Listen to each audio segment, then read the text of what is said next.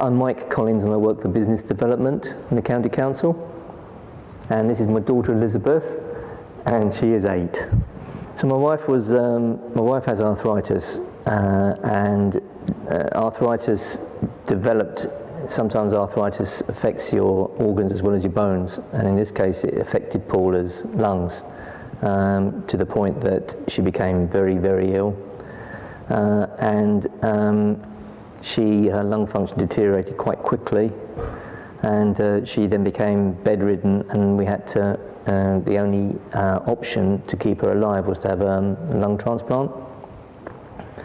So she was waiting for a lung transplant for 2.5 years. And she was at home on a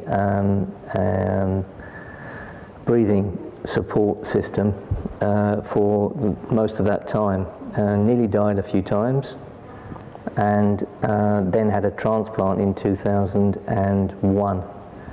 And since then she's been going from strength to strength, and 2007 we had Elizabeth.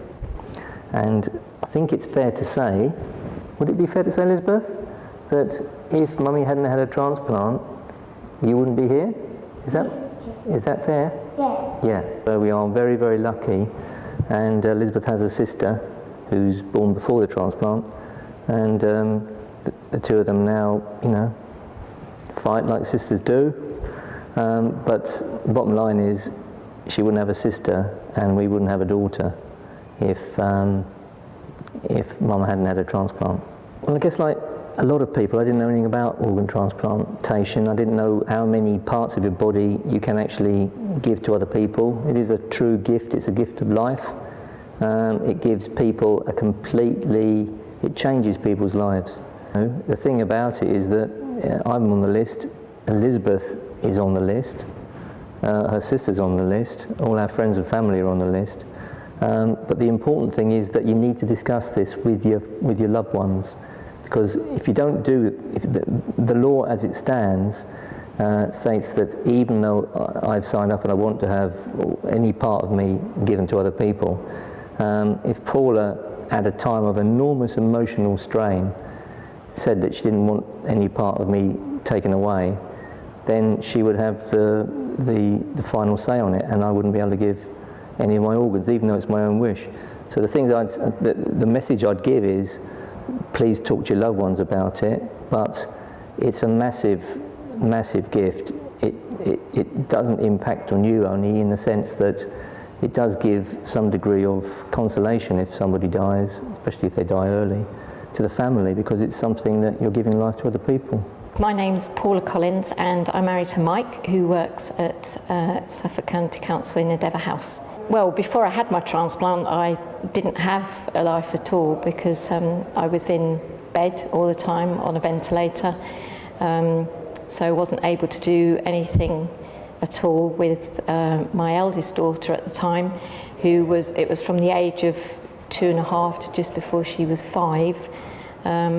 So I wasn't able to do anything with her, wasn't allowed to go out and play with her, take her anywhere or anything like that. And then obviously when I had my transplant, I could do anything I wanted, which was great.